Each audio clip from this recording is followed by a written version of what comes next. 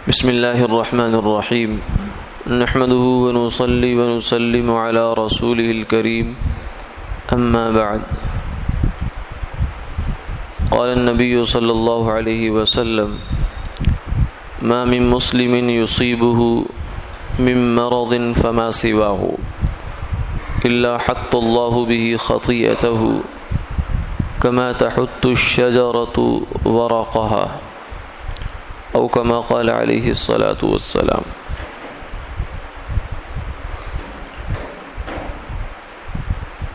حضور نبی کریم صلی اللہ علیہ وسلم نے ارشاد فرمایا کہ جب کسی مسلمان کو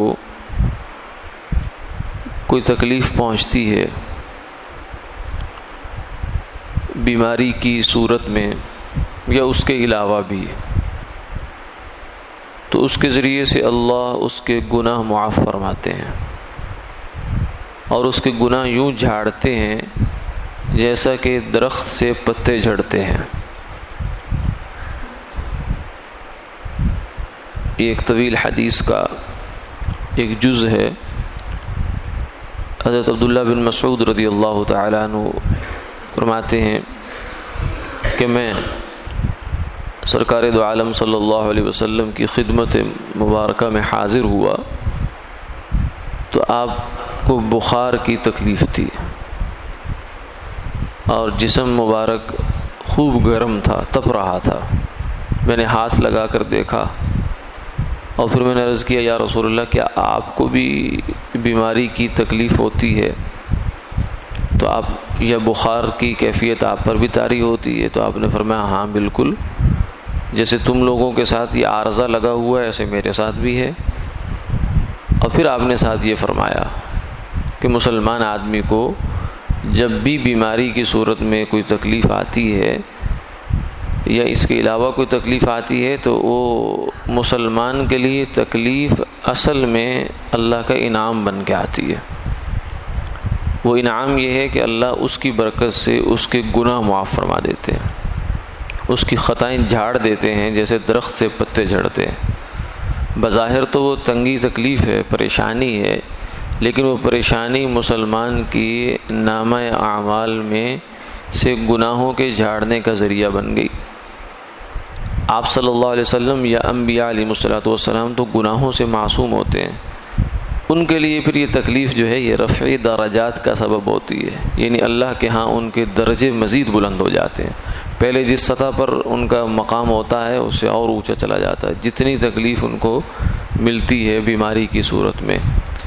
اور جو عام لوگ ہیں ہمارے جیسے، تو ہمارے لیے تو کفارہ سیئات بنا دے اللہ تعالیٰ کہ جو بھی تکلیف آئے، پریشانی آئے، اس کے اوپر ایک طبعی ناگواری تو ہوتی ہے، انسان ہیں، کمزور ہیں، لیکن ذہنی طور پر انسان کو مطمئن رہنا چاہیے اور یہ سمجھنا چاہیے کہ اللہ کی جانب سے آزمائش ہے اور یہ میرے لیے انشاءاللہ بہتر ہے، اور اس کی جانب سے پتہ نہیں اللہ اس کی وجہ سے اللہ کتنی میرے ساتھ بھلائی فرما رہے ہیں۔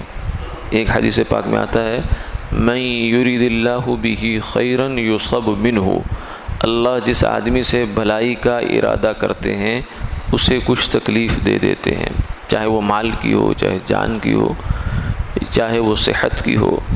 اس لیے مسلمان کے لیے تو فائدہ ہی فائدہ ہے۔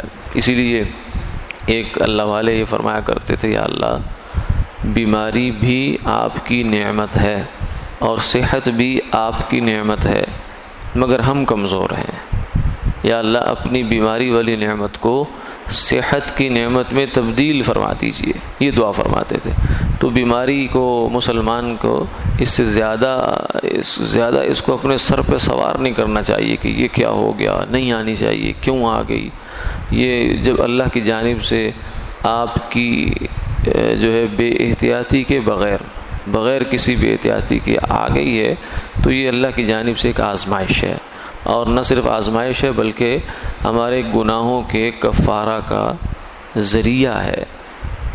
اس لیے اس سے دل تنگ نہیں کرنا چاہیے۔ ہاں دوسری جانب چونکہ شفا بھی اللہ کی نعمت ہے تو اللہ سے مانگنا چاہیے، اور ایک تو دعا بھی کرنی چاہیے کہ یا اللہ شفا عطا فرما دے۔ کیونکہ ہم کمزور ہیں. اور دوسرا یہ ہے کہ خود اللہ تعالیٰ نے فرمایا ہے، سرکار دو عالم صلی اللہ علیہ وسلم نے فرمایا کہ ما انزل اللہ داء الا وانزل له شفاء، کہ اللہ نے جو بیماری بھی دنیا میں نازل کی ہے اس کے ساتھ اس کی شفا بھی نازل کی ہے. تو دوا اس لیے کرنی ہے کہ اللہ کا حکم ہے، سرکار دو عالم صلی اللہ علیہ وسلم کا طریقہ ہے، علاج آپ کی سنت ہے، آپ کا طریقہ ہے، آپ نے بھی علاج فرمایا ہے. تو دعا ہم نے اس لیے کرنی ہے، اور اس نیت سے کریں گے تو یہ بیماری اور شفا یہ دونوں ہی ہمارے لیے خیر ہی خیر بن جائیں گے. بیماری پر صبر کیا تو وہ خیر بن گئی، اس سے ہمارے گناہ جھڑ گئے. اور شفا جو دوا اس لیے کی کہ اللہ کا حکم ہے، حضور کی سنت ہے، تو اس میں ہمیں اجر مل گیا. شفا جسمانی ملے نہ ملے، انشاءاللہ روحانی شفا تو ملی گئی.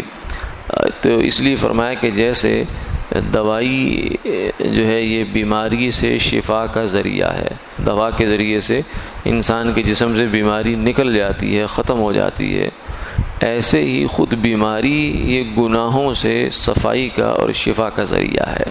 اس لیے اس سے تنگ دل نہیں ہونا، یعنی شکوہ شکایت نہیں کرنی کہ میرے ساتھ یہ کیا ہو گیا، اتنے عرصے سے مجھے یہ تکلیف چل رہی ہے، دوائی بھی لے رہا ہوں، علاج بھی کر رہا ہوں، یہ بھی کر رہا ہوں، وہ بھی کر رہا ہوں، یہ جا کیوں نہیں رہی. تو ایسا رویہ نہ ہو، بس اللہ کے حضور جھولی بھی پھیلائے رکھیں اور اس بیماری کی تنگی تکلیف کو اپنے لیے خیر سمجھیں کہ نتیجے کے اعتبار سے انشاءاللہ خیر ہے. کیونکہ آخرت میں جو اس پر اجر ملنا ہے، جو اس پر انعامات ملنے اللہ کی جانب سے، آدمی اس وقت یہ حسرت کرے گا کاش کہ دنیا میں میرا ایک لمحہ بھی عافیت سے نہ گزرتا، مجھے تنگی تکلیف پریشانی رہتی، تو کتنا اجر اللہ کے ہاں سے مل رہا ہے. تو اجر ملتا ہے، اس اجر کو اپنے کسی نامناسب رویے یا شکوے شکایت کی وجہ سے اللہ کے حضور ضائع نہ کر لیا جائے. اللہ تعالی عمل کی توفیق عطا. آمین آمین یا رب.